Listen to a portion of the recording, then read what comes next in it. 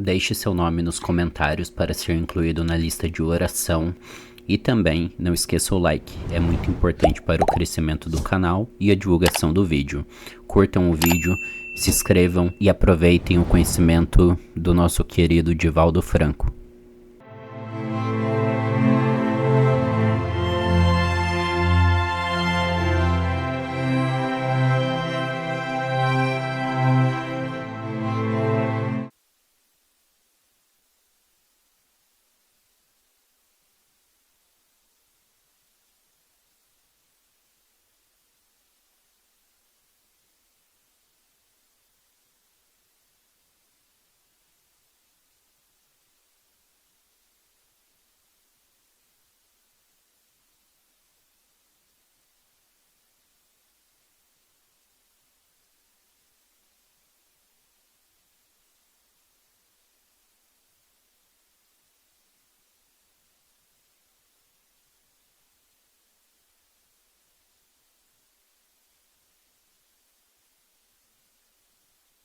Com o vosso pensamento.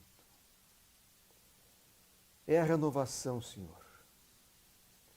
Tempos novos, nova era, novos propósitos, novas ideias. Estes pensamentos são emulados por vós, que nos entusiasma, que nos dá forças, que nos estimula sempre ao caminho do bem. Se caminhando no bem, muitas vezes recebemos pedradas, imagine, Senhor, se não caminhássemos no bem, como seria?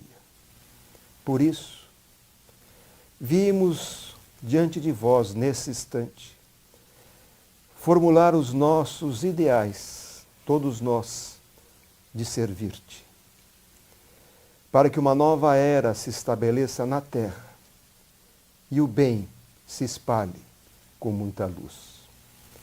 Abençoa-nos, sê conosco, hoje e por todo sempre. Que assim seja. Então, conosco agora Divaldo Franco. Senhoras, senhores, queridas irmãs, queridos irmãos espíritas, caras amigas e amigos que nos acompanham através da Web TV Mansão do Caminho e de todos aqueles que nos estão ouvindo através desta comunicação virtual. Formulamos votos de muita paz, especialmente pelo significado das turbulências que nos envolvem a todos no planeta em modificação.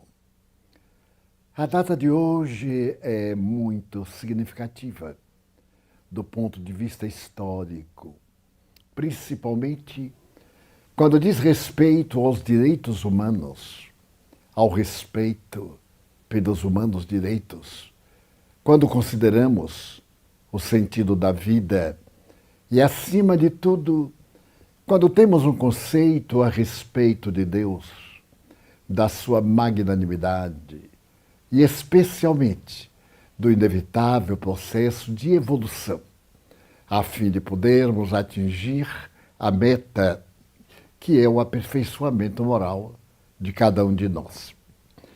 Mais ou menos há 448 anos, Paris viveu um momento que assinalou na história da humanidade como sendo um dos mais graves. Era agosto. Mas a tragédia que teve lugar nessa ocasião já vinha sendo urdida desde muito antes, quando a Espanha se separou da Holanda e, naturalmente, a situação política entre espanhóis, holandeses e franceses fez-se necessária para uma reparação de profundidade. O rei da Espanha pediu ajuda de Catarina de Médicis para poder destruir os ideais de natureza do seu adversário, principalmente porque os holandeses eram protestantes, os espanhóis e os franceses eram católicos. E a história nos narra que a extraordinária viúva, que deixou memoráveis traços na história do pensamento universal, sentiu-se tão fascinada que começou a estabelecer um programa de desforço contra os protestantes. E a ocasião fez-se muito própria quando, naquele mês de agosto, ela preparou o consórcio da sua filha, mais tarde conhecida como a Rainha Margot, a interessantíssima jovem Margarida. E esta Margarida foi solicitada para o matrimônio por Henrique de Navarra. Era uma forma de unir, de alguma forma, o pensamento do aspecto latino da Península Ibérica com a grande tradição da França. Henrique de Navarra era huguenote e, naturalmente, a sua futura esposa, Margarida, era católica. E a mãe desejava uma oportunidade para desforçar-se dos huguenotes. Era uma questão política, mascarada de um conceito religioso, objetivando, sobretudo, a dominação da França sobre a Holanda e um maravilhoso pacto de união com a Espanha. Narram os melhores historiadores que reinava então, nesse momento, Carlos IX, o filho de Catarina de Médicis, a esposa de Francisco II, que morrera, mas ela não se tornara rainha, porque o seu filho, Francisco, assumiu o trono da França. E com a desencarnação deste, depois que ela foi regente por 3 anos, veio tomar o lugar este jovem que deixaria também marcas muito dolorosas na história do povo gaulês. Os trâmites, as lutas, as batalhas sangrentas estavam no auge. Havia uma jovem senhora, a Duquesa de Nemours, que se destacara pela glória da tradição da sua família Guise. E a Duquesa de Nemours era mãe de um grande sacerdote, também conde, o duque, o conde de Nemours, e estabeleceram como necessária a destruição dos protestantes. Catarina tinha dúvidas, e ao casamento de Margot foram atraídos os franceses de origem protestante para ficar em Paris, que seria uma oportunidade maravilhosa para decretar a destruição das suas vidas. E depois da pompa matrimonial na grande catedral, as famílias recolheram-se aos seus palácios. E Margarida de Navarra, a filha dessa mulher audaz e grandiosa, Catarina, escreverá no seu diário. Estava deitada e, de repente, entram homens gritando: navarros, navarros, traziam as armas de destruição. Ela não sabia daquela negociação bárbara de destruição de vidas. Ela foi utilizada, aliás, mais de uma vez negociada, para os interesses da mãe que ela temia, como tem ocasião de confessar nas suas memórias.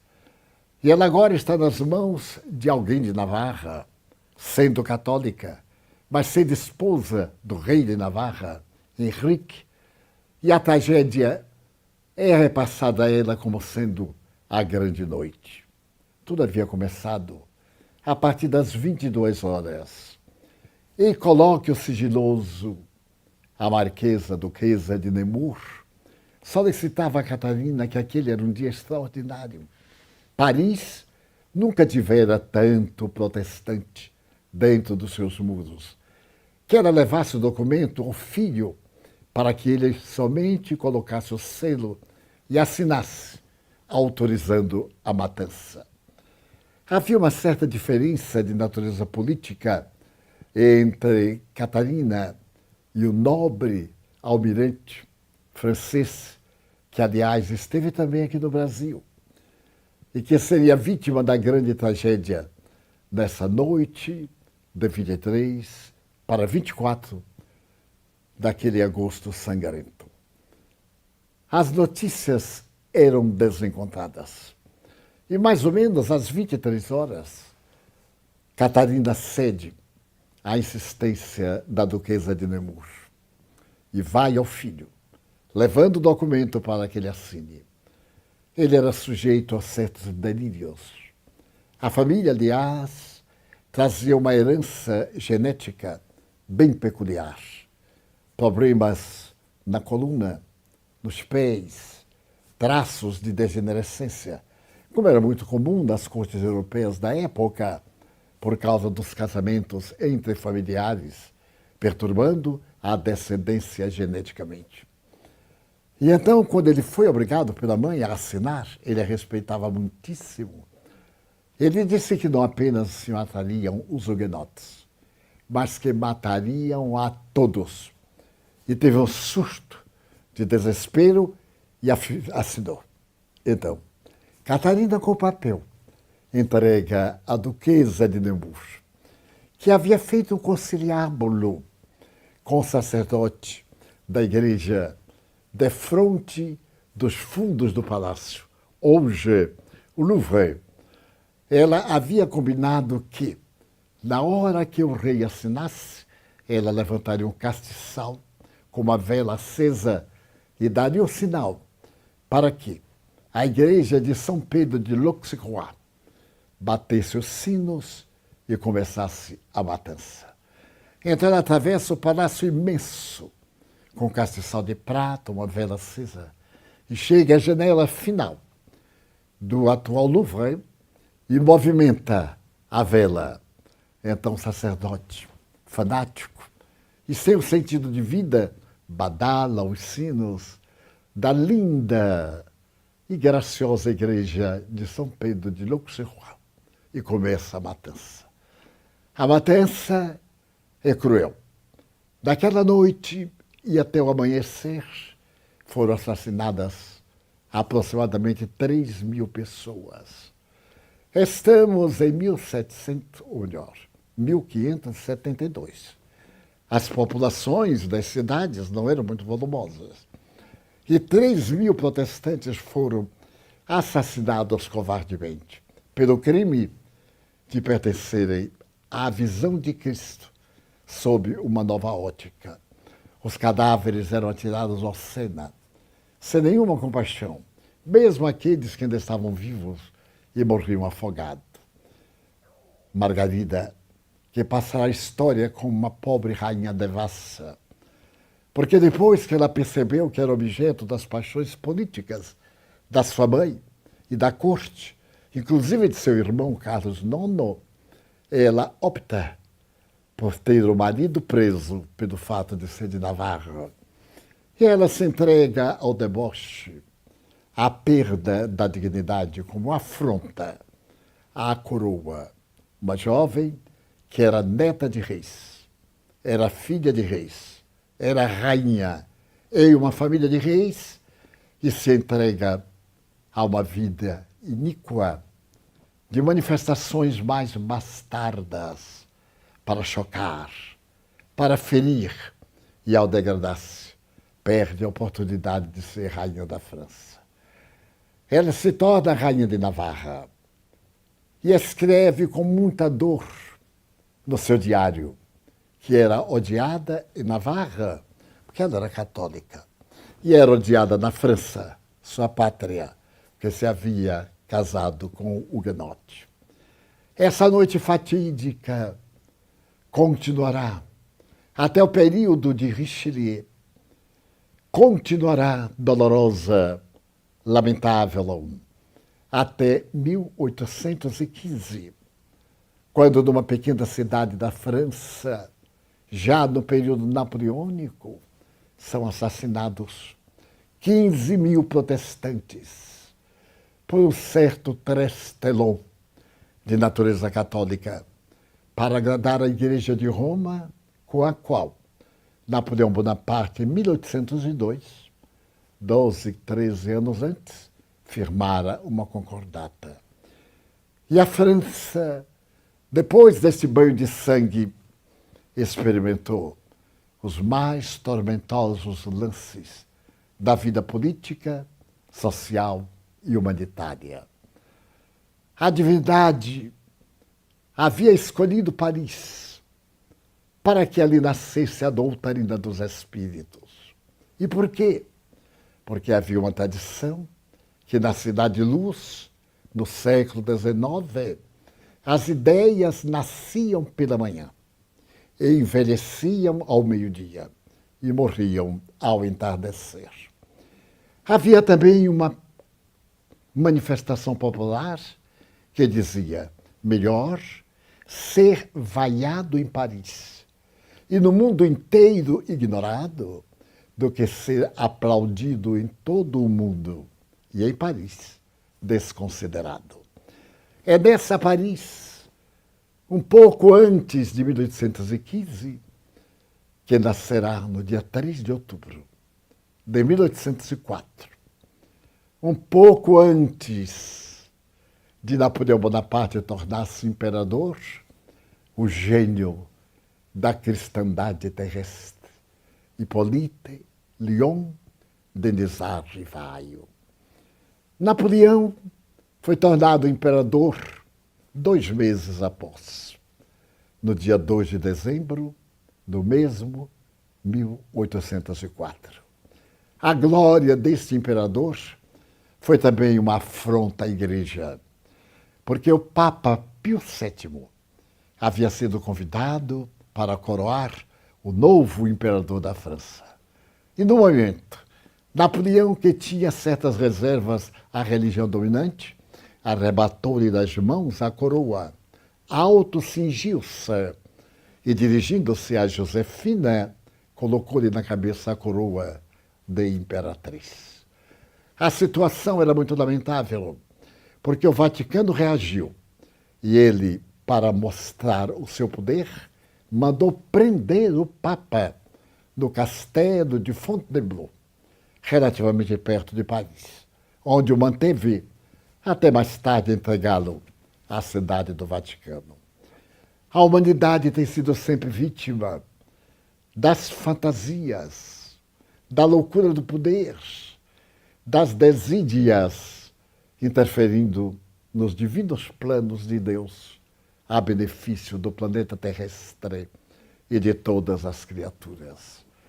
O lamentável é que o jovem Denisard Rivaio vai estudar em Yverdun, uma cidade suíça, onde o eminente mestre Pestalozzi estava lançando os planos da escola nova, a nova educação. Dizia-se pedagogicamente que a criança era um adulto em miniatura e, através da história, a criança nunca valeu muito. Era deixada nas ruas ao abandono muito pior do que hoje. Os miseráveis de Londres, de Paris, das grandes cidades, essas crianças órfãs e esfarrapadas constituíam verdadeiras legiões de miseráveis, de ladrões, de pervertidos. E Pestalozzi, recolhendo do seu próprio lar as crianças modestas da sua cidade, começa a criar o seu instituto. E mais tarde um grande amigo e nobre oferece-lhe o castelo, que ainda hoje se encontra na cidade e é um grande monumento à educação. Nasce a escola nova. A criança não é um adulto em miniatura, é um ser em formação. O seu cérebro, segundo o mestre, é uma folha de papel em branco, da qual os atos dos adultos, a começar pelos pais e a mãe gestante, nos quais esses papéis em branco vão sendo preenchidos com aquilo que vai formar o inconsciente individual da criança que se tornará adulto. E de tal forma Pestalozzi os amou que os trouxe para dentro de casa sem lhes dar a conotação de orfanato. E quando mais tarde ele ganhou o castelo de Yverdun, colocado no centro da cidade, como a bandeira gloriosa do poder da época, então jovens do mundo inteiro, principalmente da Europa, da Nova América e talvez de algum país da Ásia ou da América do Sul, foi estudar com o eminente mestre. E ele construiu uma vida extraordinária para a educação. E entre os seus alunos, o menino Hippolyte Lyon de Rivaio, com 9 anos de idade, foi levado pela sua mãe, desde a cidade de Lyon, na França, até Yverdun, na Suíça, e o entregou ao eminente mestre. A mim me fascina esses desígnios da divindade, porque o jovem deveria aprender a Bíblia, lida pelo ensino de Pestalozzi, Bíblia que ele compulsou e se encontra aberta até hoje, sobre o seu birro, na página que ele estava lendo quando desencarnou. E foi ali que o menino Denis Rivail aprendeu a amar a Deus, trazendo a herança católica da sua família de Lyon. E mais tarde, aos 15 anos, para revelar a inteligência grandiosa de que é objeto, Pestalozzi é convidado a ir a Paris para apresentar o seu método na educação e nomeia como substituto Denis Rivaio, um adolescente de 15 anos que se torna mestre dos seus colegas, diretor do ensino no imenso castelo, onde já estivemos muitas vezes recordando o eminente estudante.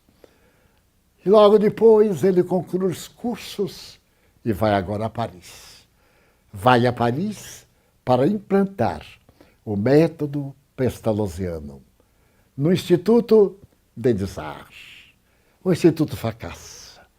E na Rua de Sèvres, número 5, já não tem mais o edifício, mas eu tive a subida honra de fotografá-lo com a doutora Terezinha Ré, por volta de 1967, antes que o edifício antigo fosse demolido e no seu lugar fosse erguido um arranha-céu. Ali nós podemos imaginar as crianças saltando o batente do velho portão e subindo para o primeiro piso, onde residia o insigne professor. O professor Rivaio, como era conhecido, havia apresentado um método pedagógico para o vestibular da Sorbonne. Havia publicado uma gramática a respeito da conjugação dos verbos irregulares da língua francesa. Digamos de passagem, os mais irregulares verbos que existem são os verbos franceses. Ele também havia escrito poemas, e ao se casar com Amélie, Gabrielle Boudet, a grande poetisa, que recebeu uma condecoração por um livro que apresentou, Contos Primaveris. Miniaturista, pintora, de refinada educação.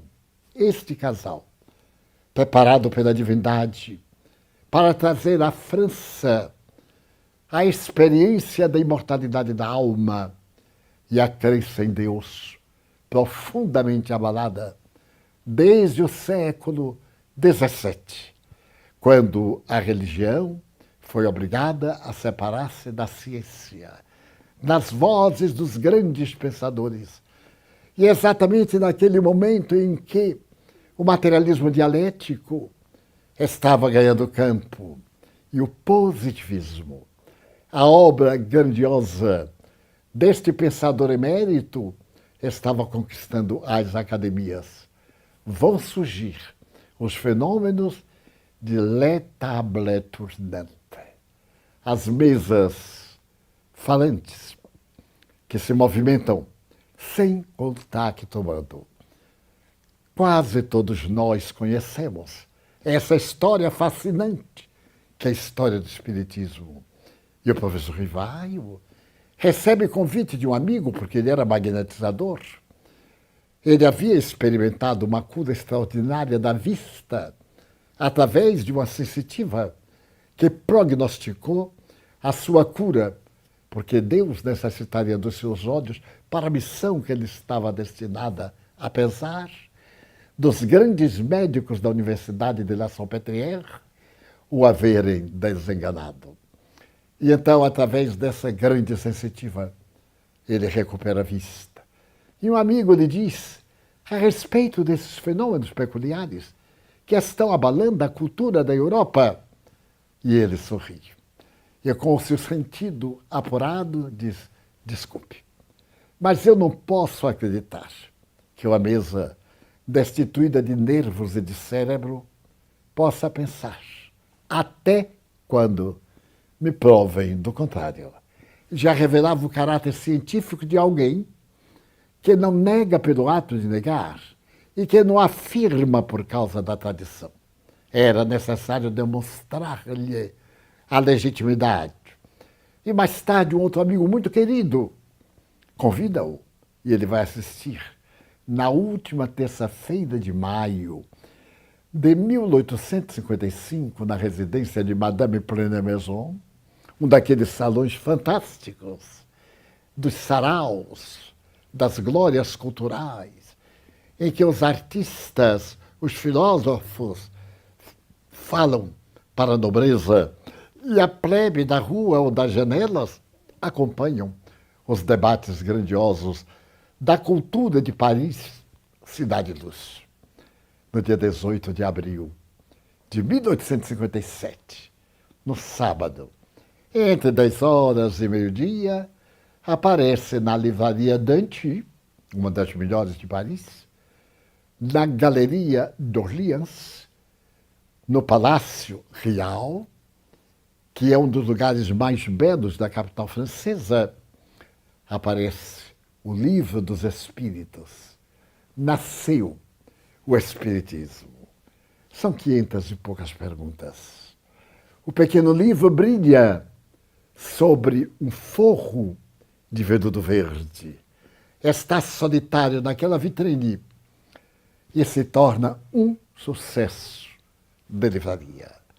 O professor Rivaio sai da sua residência na Rua dos Mártires e caminha aproximadamente 4 quilômetros para saber da família do seu grande amigo, que havia publicado o livro e desencarnara antes, se a obra havia chegado do interior, na gráfica onde foi impresso.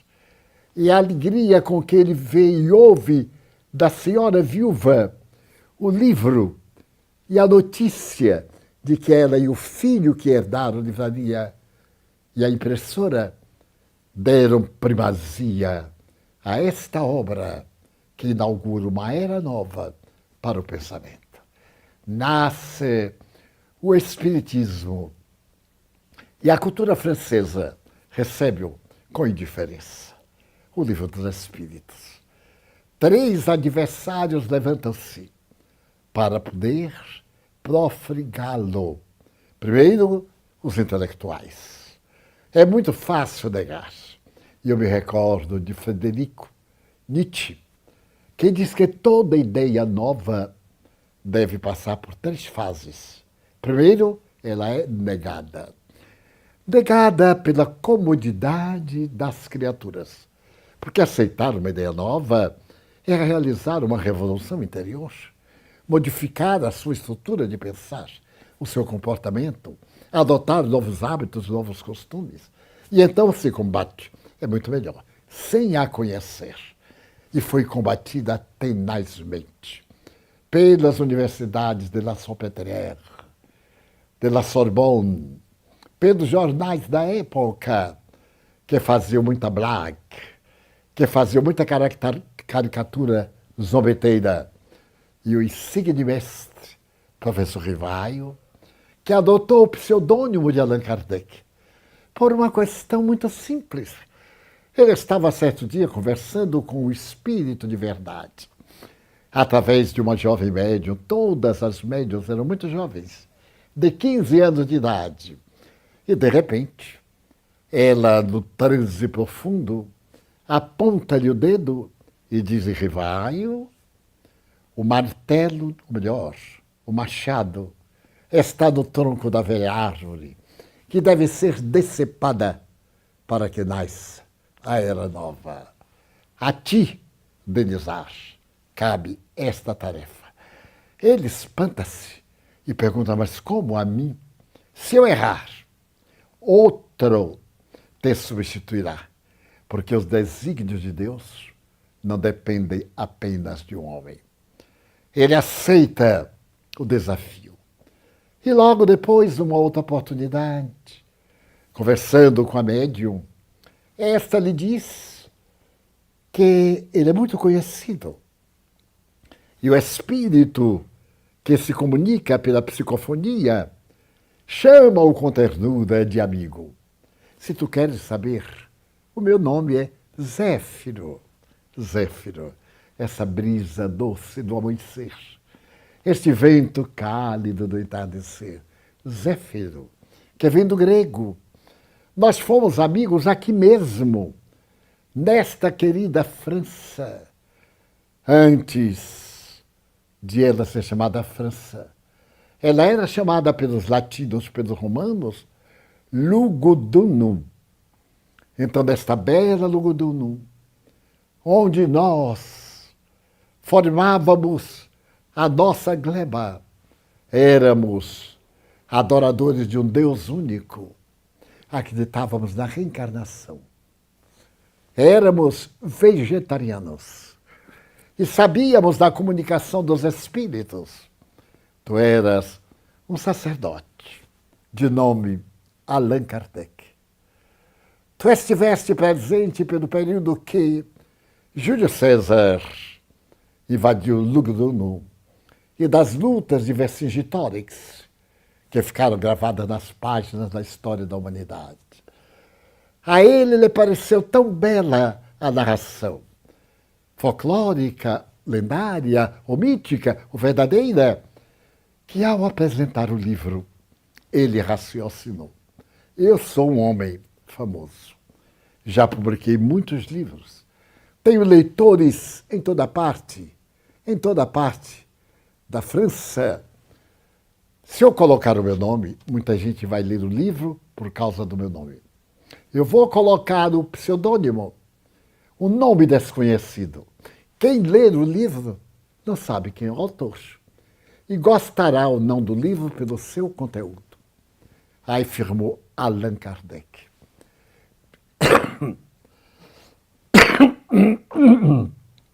Desculpe. E de maneira brilhante, esse conteúdo fantástico, de uma lógica irreversível, fascinou a humanidade até hoje, que não se pôde demonstrar com a evolução da química, da física, da astrofísica, da biologia, das ciências naturais, que houve qualquer engano, qualquer tentativa de fazer-se uma revisão da obra filosófica. Peço licença, é um atrevimento, porque ele a elaborou, não é dele a obra, graças a algumas centenas de espíritos que lhe mandaram mensagens do mundo francófono, de toda parte, em que se falava a língua francesa, da África, da Europa, da Polônia, que não é francófono. E ele então conseguiu examinar, fazer uma triagem e colocar esta frase que não pode ser esquecida: o Espiritismo é uma ciência que marcha ao lado da ciência. Quando a ciência apresentar nele um ponto que não seja verdadeiro, deve-se abandonar esse ponto e seguir-se a ciência. Ora bem, nós somos, eu, por exemplo, herdeiro da física newtoniana, das propriedades da matéria. Aprendi que um corpo sólido é todo aquele que preenche o lugar do espaço. Mas com a visão da física quântica, eu experimentei uma revolução mental, intelectual, para entender como o célebre gato das análises da física quântica poderia estar em lugares diferentes na mesma hora. Quando ouvi falar de Bohr e dos grandes físicos como Werner, aqueles que apresentaram a teoria da complementaridade, o próprio Werner.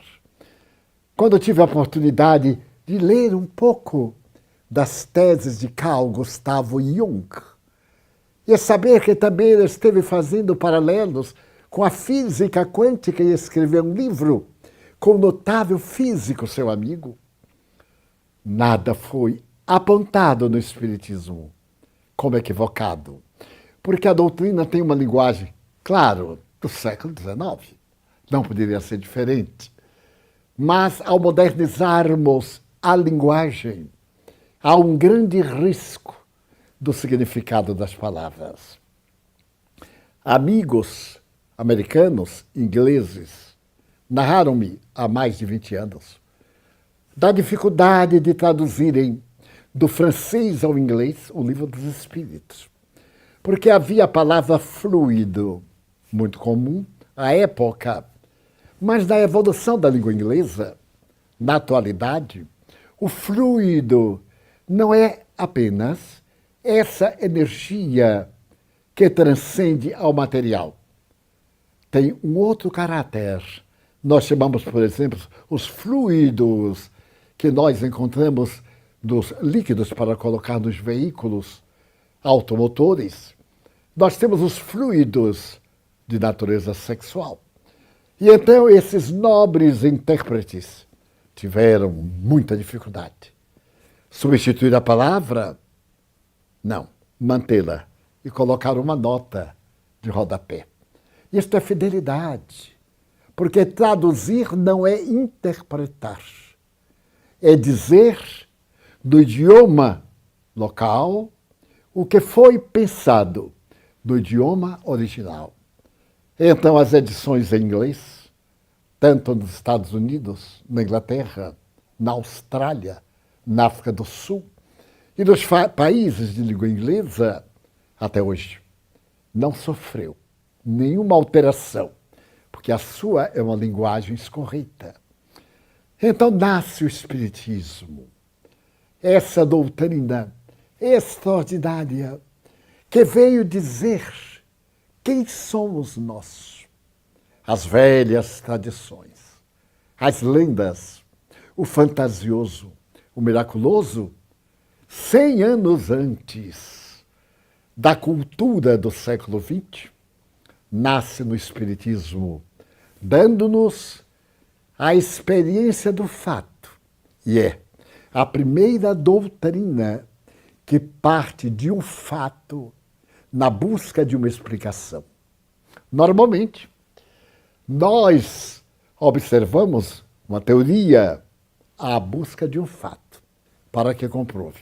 Foram os espíritos que vieram e que disseram: nós somos as almas das criaturas que viveram na Terra.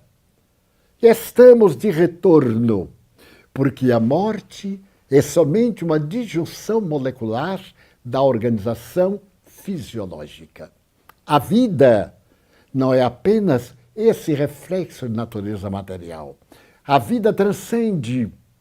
Ela tem origem de natureza transcendental e, desde quando criada, não se extingue jamais. E daí se parte para o conceito da divindade. Sempre difícil. Porque como se pode definir o absoluto, o infinito, em palavras comuns e finitas?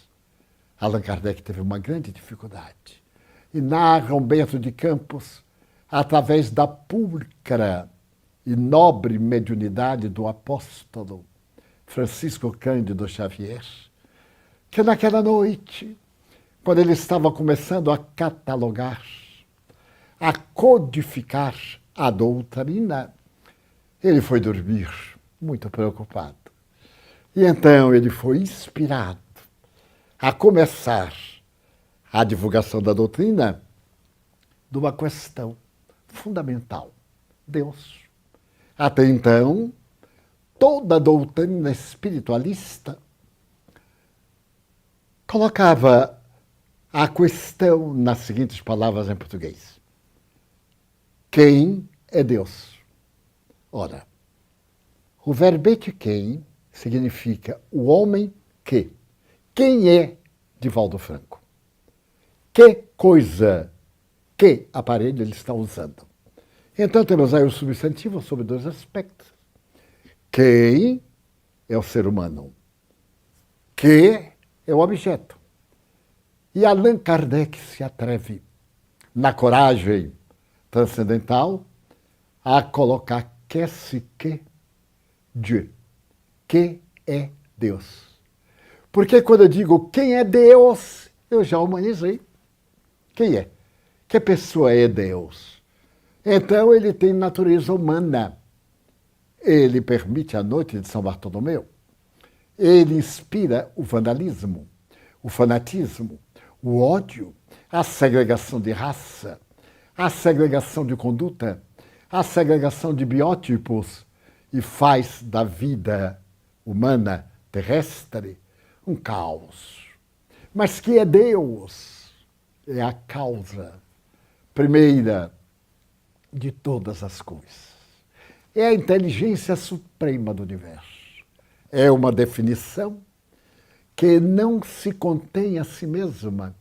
É a inteligência suprema. Por mais que nós tentemos entendê-la, ela é suprema. Vai além da nossa capacidade, que é relativa. E ao mesmo lado, é a causa primeira, primária, inicial de todas as coisas. Então, essa causalidade explica a realidade de Deus. Deus tem em si os fatores causais da sua realidade cáusica. Então a doutrina cresce. E Allan Kardec, depois de uma resposta dessa, indaga: mas que provas se tem da presença de Deus? E é uma outra resposta, moderna, em um axioma que aplicais às vossas doutrinas. Examinai o universo. Olhai as galáxias, olhai as micropartículas, olhai tudo aquilo que existe, mas que não vedes. Um axioma. Este axioma, toda causa tem um efeito. Se o efeito é intelectual, a causa é intelectual. Então, determinada substância mesclada com outra na física convencional apresenta uma terceira substância. Mas é a substância primária que ali está.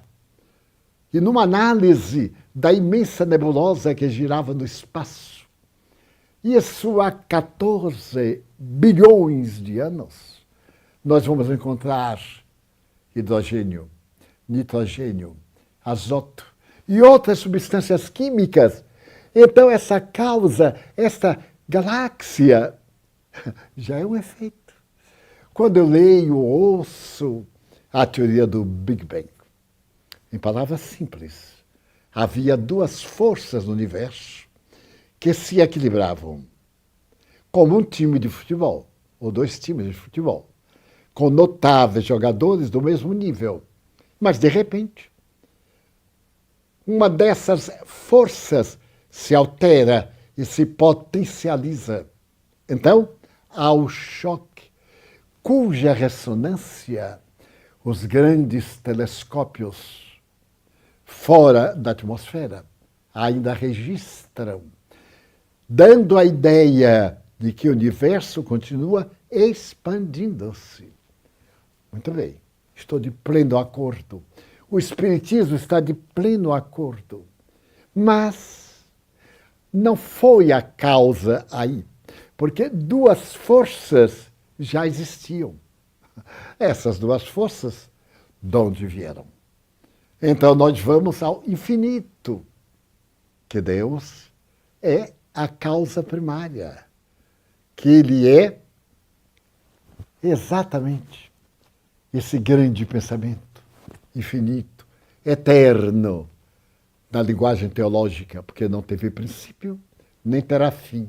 Nós não somos eternos, porque fomos criados, nós somos imortais. Depois de criados, não mais nos desagregaremos. Então a doutrina surge e amplia-se. Os intelectuais silenciam, vão atacar os médiuns. Dizer que a mediunidade é uma degenerescência de natureza histeropata. É o tempo da histeria. Mais tarde se dirá que é uma personalidade dupla, uma parasitose. Mais tarde se dirá que é uma farsa. E os espíritos materializam-se na residência do maior físico da Inglaterra, William Crookes, por 3 anos, através de uma jovem menina que no início contava 12 anos, até os 15 anos, cujos fenômenos eram medidos, pesados, fotografados. Até o instante que Crookes fotografa o espírito e a médium, os dois juntos, na sua casa, e vê o espírito desaparecer nas tábuas. Ele arranca uma das tábuas para ver se existe um alçapão e que o espírito se refugiou. E então, na noite de 31 de maio de 1875, ele escreve à Sociedade Dialética de Londres uma carta, na qual exara: desejo dizer-vos, porque vós me propuseste examinar se esses fenômenos são possíveis. Eu vos direi, não, não são possíveis, eles são reais. E idoso, quando recebeu uma comenda da rainha da Inglaterra, alguns amigos disseram: Crookes, você se apaixonou pela médium, você já era um adulto, ela era muito bonita, e isso não acontece. E ele sorriu, severo e digno. Cada dia que passa, mais certeza eu tenho dos fenômenos que vi do que naquele próprio momento. Então são provas universais que estão em todo o planeta. Eu estava na casa de André Luiz Xavier, em Pedro Leopoldo, em 1954, com uma problemática na garganta muito séria. Amigos me haviam levado a um médico muito célebre em São Paulo, 1954, repito. E eu estava com uma afonia e muitas dores na garganta. Então ele fez uma análise e um diagnóstico. Provavelmente é uma neoplasia maligna. Na minha santa ignorância, eu não entendi nada. Foi preciso decodificar. Era um câncer. Então, eu resolvi vir de São Paulo a Salvador, porque, sendo funcionário de uma autarquia, nós tínhamos no Rio de Janeiro um grande hospital para os funcionários, a fim de me preparar e ir para o hospital para ver de que se tratava. Mas resolvi de São Paulo escalar em Belo Horizonte, visitar Chico Xavier, que morava em Pedro Leopoldo, e vir a posteriori. Quando eu cheguei a Pedro Leopoldo, uma sexta-feira, dia de reunião, o Chico perguntou: pai, você está rouco, está afônico? Eu digo: é, Chico, é uma doença misteriosa. Dói-me profundamente a garganta, a área. Parece-me que é um tumor. E o médico acha que seja, talvez, um câncer. Eu disse: não, Divaldo, mas Deus vai ajudar. Me pôs para falar na reunião pública. 2 vezes. Quando terminou uma da madrugada, convidou-nos a ir à casa do seu irmão André, como todos aqueles que o visitavam na época, ele fazia com todos. Não foi nenhum privilégio. E então, antes do cafezinho e da broa servida numa assadeira, ele nos chamou assim a um quarto. Estávamos Arnaldo Rocha, Carlos Cavalcante, estava José Martins Peralva Sobrinho e eu. Éramos, portanto, 4, 5 homens. Fecharam-se as janelas, uma janela. Eu sentei-me numa cadeira na única porta de acesso. E o Chico sentou-se ao lado. Havia uma marquesa, um móvel antigo. Ele debruçou-se e disse: Divaldo, faça a prece. Me doía tanto. Eu fechei os olhos e comecei a orar. Quando eu estava, digamos, concluindo o Pai Nosso, eu vi uma voz feminina: Divaldas. Eu abri os olhos. Diante de mim, estava uma jovem, entre 16 e 18 anos, vestida com avental de enfermagem, que eu atribuí ser um avental antiga, loura, o cabelo penteado para trás e as pontas voltadas para dentro, os olhos azuis. Sorriu. E então me detive. E ela, falando português horrível, disse-me: chama-me Schwester Sheila, irmã Sheila. E me operou com um pequeno aparelho materializado. Me deu a aplicação que eu considero ser radioativa. Quando ela disparou com aquela caneta que se movia dentro da minha boca por sobre a língua, eu dei um grito. Pela dor, ela tirou e disse: vai ser novamente. E novamente. Quando ela tirou novamente aquela caneta, que faz lembrar hoje as canetas que tem uma lâmpada na parte superior, ela perguntou assim: Divaldas, como vai? Eu disse: passou a dor. Eu havia recuperado a voz. Ali, na hora. E estou com essa voz até hoje. 1954. Mas não apenas uma vez. As materializações luminosas de Francisco Peixoto Lins, o Peixotinho, da cidade de Campos dos Goitacazes, da casa do Chico, firmadas as fotos por ele. As materializações que o próprio Chico fez em sua casa, na presença de Arnaldo Rocha, Joaquim Alves, José Gonçalves Pereira e um grupo da Federação Espírita do Estado de São Paulo. E, enfim, os odores, os perfumes que ele exalava. Víamos ele ia oferecer um café. Pegava na asa da xícara e víamos a xícara suar por fora. E era um perfume de violeta. Pegava noutra e era um perfume de rosas. Pegava outra e ele, gentil, simples, diante das luzes fortes, ou do dia. Narrarei rapidamente a minha experiência nesse sentido. Eu ia com ele para a casa de André. Pedro Leopoldo fazia muito frio, julho, agosto. E eu ia de braços dados. De repente eu sentia aquela onda de perfume. E disse: Chico, que perfume! São as rosas de Pedro Leopoldo, meu filho. Eu disse: mas que benção! E fomos andando. Mais adiante, eu era colecionador de violeta dos Alpes. Aquela outra onda de violeta. Eu digo: nossa! Ele disse: meu filho, aqui tem muitas violetas dos Alpes. Mas, de repente, Íamos conversando, eu me voltei para ele e senti que saía do centro cardíaco. Aí eu aproximei e aquela onda. Então eu peguei na mão, estava úmida. Os dedos estavam úmidos.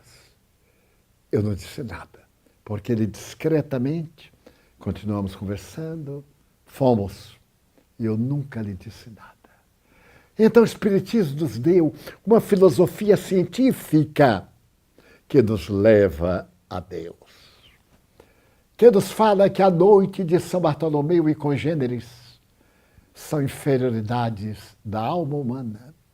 A doutrina de Jesus é doutrina de amor. O Espiritismo é o nome temporário para esta época, porque virá um dia que não deve estar muito longe, em que a caridade predominará em todos os corações.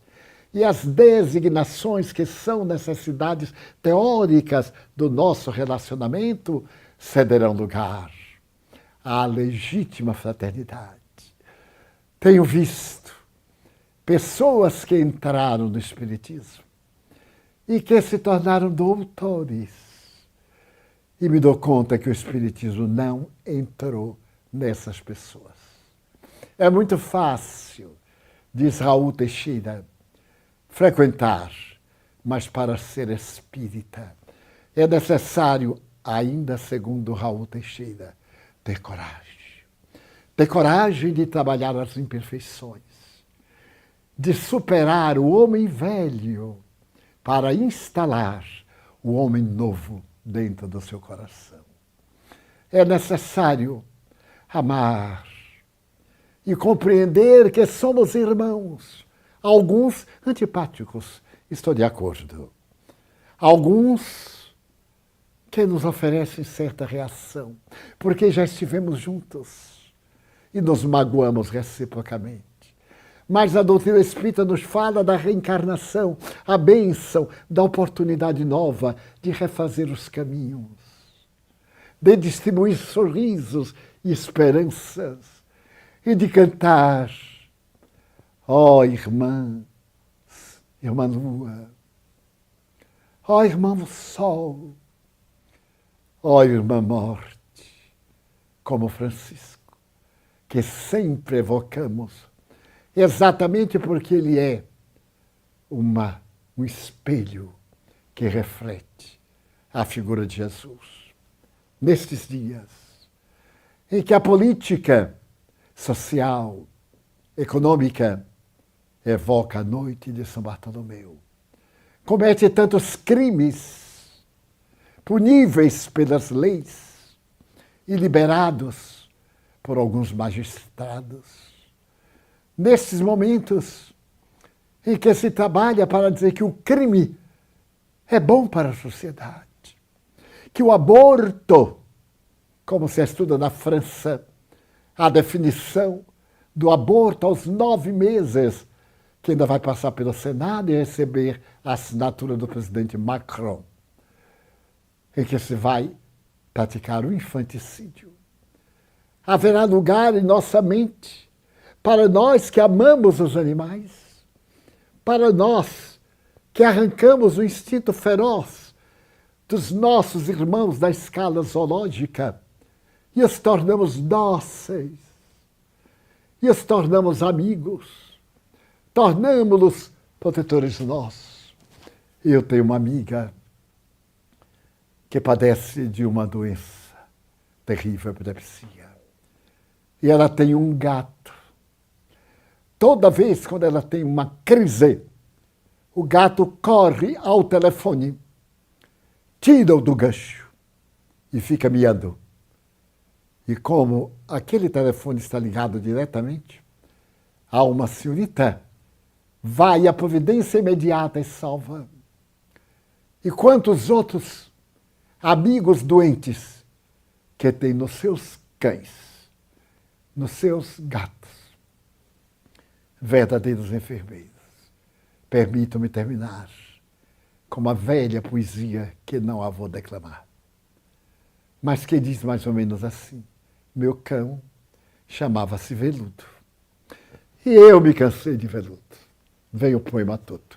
E um dia, peguei veludo e, tomando de um barco, fui ao alto mar. E lá em alto mar, eu atirei o miserável nas águas. Ele reagiu, parece que adivinhou, se debateu nas minhas mãos e até me arranhou o peito. E eu o atirei lá. Voltei de barco, revoltado, e fui para casa. Pela madrugada, eu senti que alguém arranhava a porta da rua. Mas, que seria? Fui correndo. Era o infame veludo. Não, não, não. Não era o infame veludo. Era o anjo veludo. Porque naquele debater-se, ele arrancou uma corrente que eu tinha, com uma peça de alto valor monetário e sentimental, que me foi dado pela minha avó. E ele nadou até a praia e veio até aqui em casa com o cordão de ouro na boca. E quando eu abri a porta, ele lançou nos meus pés e morreu. Como é que nós podemos ter a covardia do aborto criminoso? Das noites de São Bartolomeu, vamos fazer desta mensagem que nos une como irmãos, porque o nosso genitor é único, o caminho da nossa felicidade, da nossa plenitude.